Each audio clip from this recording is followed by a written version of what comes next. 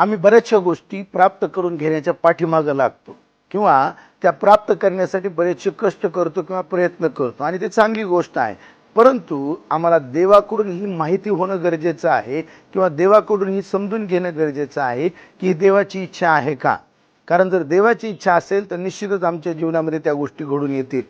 देवाचं वचन योहान कृषी वर्तमान याचा 3रा अध्याय आणि 27व्या वचनामधून स्पष्ट रीतीने सांगतं की जोपर्यंत स्वर्गातून दिलं जात नाही तोपर्यंत कोणत्याही मनुष्याला प्राप्त होत नाही. जर आम्हाला आशीर्वादित गोष्टी प्राप्त करून घ्यायच्या असतील तर जिवंत देवाकडून ते प्राप्त होणं गरजेचं आहे आणि मग त्यासाठी आम्ही प्रार्थना करून देवाकडे मागणं गरजेचं आहे.